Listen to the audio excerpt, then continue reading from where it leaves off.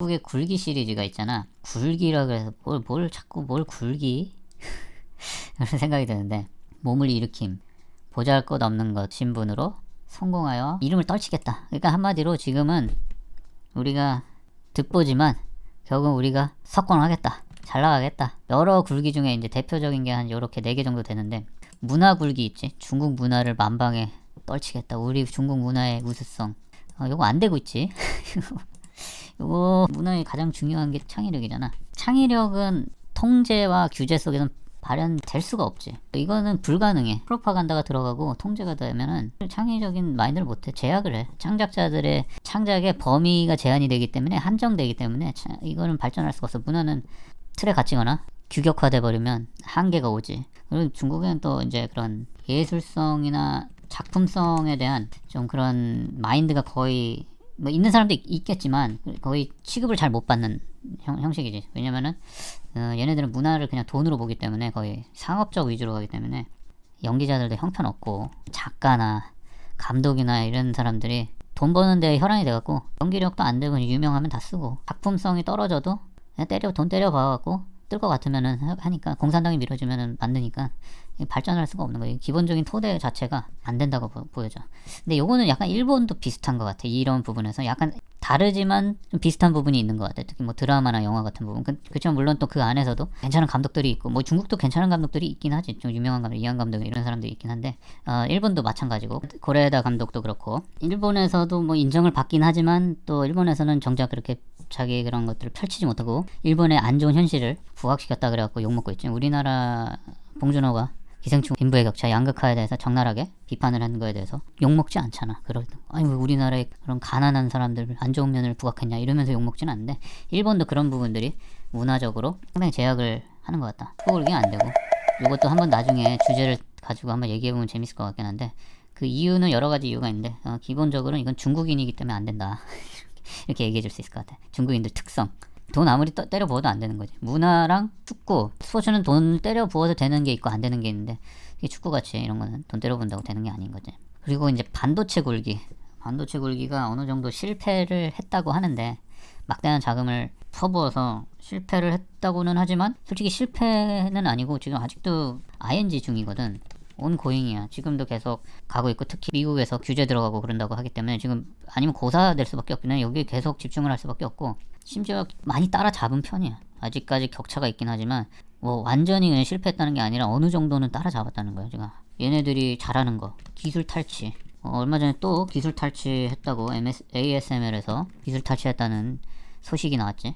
이런 기술 탈취를 통해서 조금씩 따라잡고 있다. 물론 이건 진짜 나쁜 건데, 중국인들 입장에서는 엄청나게 싸게 먹히는 거지. 솔직히 이거를 자기네 자체적으로 개발한다 그러면 수천억, 수조 원이 들어가는 거를 기술자들 몇 명 빼오고 아니면 얘네들한테 사례금 뭐 몇십억씩 주면 엄청 싸게 먹히는 거잖아. 삼성이나 하이닉스 이런 데서도 인재 유출을 하는 경향들이 있었다고 들었고, 그리고 우리나라 중소기업 반도체 협력업체들에서도 그런 기술 유출이 있었던 경우들이 있기 때문에 중국 입장에서는 이쪽에 힘을 많이 쏟고 있는 것 같아. 다른 방법이 없기 때문에 더 위험하다. 그 다음이 이제 AI 굴기인데, AI 쪽에는 얘네들이 솔직히 잘 나가.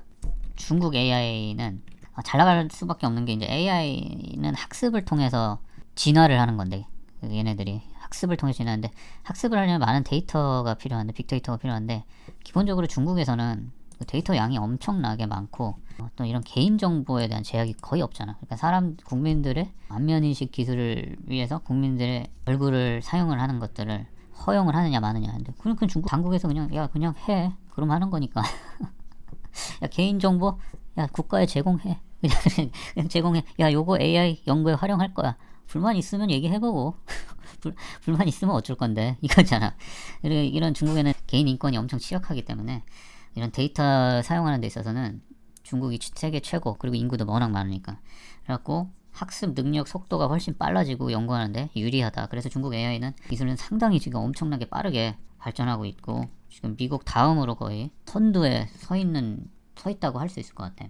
몇 년 전 건데, 세계에서 인공지능 기업이 가장 많이 분포한 도시, 이렇게 하면은 베이징 1위야. 미국 샌프란을 넘었어. 몇 년 전인데도. 지금은 더 격차 벌어질 수도 있는데, 지금 보면은 1위도 중국이고 3위, 4위, 1, 3, 4 다 중국이야.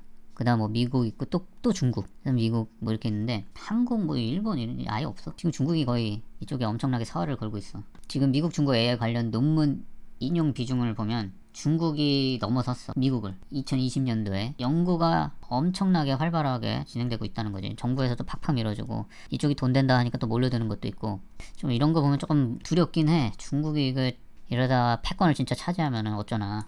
세계 인공지능 스타트업 1에서 3위 차지한 중국, 이렇게 1, 2, 3위 다 중국 업체가 차지했다. 연구자도 보면 2020년도 거지만 연구자도 보면 미국, 중국 뭐 이렇게 했는데, 이게 몇 년 전이기 때문에 미국에 뒤쳐져 있는데 지금은 거의 비슷하다고 그래. 한국은 멀었어. 어떡하냐. 우리나라가 지금 중간에 끼인 게, 일반적으로 중국을 그냥 무시했잖아. 근데 좀 무시할 단계는 아닌 거가, 실제적으로는 중국이 상당히 이런 기술적인 부분에서 상당히 발전돼 있거든. 물론 땅덩어리도 넓고 인구도 많고 그렇기 때문에 그게 이제 모든 사람이 누리는 혜택은 아니지만 원래 인구가 많고 그러기 때문에 그 규모나 발전 속도에 있어서는 엄청나게 빠르다는 거지. 중국의 배터리 업체들만 해도 뭐 CATL 거의 이게 지금 세계 1위고, LC도 세계 1위 BOE 중국 업체라는 거야. 지금 우리나라가 잘하고 있다고 하는 분야들이었는데 하나씩 먹고 있다는 거지. 예전에 일본 상황 같은 거지. 일본이 잘하고 있던 부분들은 한국이 하나씩 야금야금 먹었던 것처럼. 그리고 인터넷 같은 분야도 중국이 상당히 발전됐기 때문에, 물론 이런 공산당의 제약이나 이런 것들이 있긴 한데 기술적으로는 우리나라에 떨어지지 않는 거, 오히려 뛰어넘는 부분도 많다는 거지. AI나 이런 거 보면 일본 같은 경우는 워낙 문화가 아날로그 문화라서 IT 부분에 있어서는 우리가 걱정할 필요는 없을 것 같은데, 근데 중국 같은 경우는 이 부분이 상당히 뛰어나다는 거지. 그리고 가전이나 이런 부분들은 솔직히 이제 중국이 퀄리티도 거의 다 따라왔기 때문에 지금 첨단 스마트폰 몇 개 뭐 이런 것들 빼고는 한 70% 이상은 따라온 것 같아.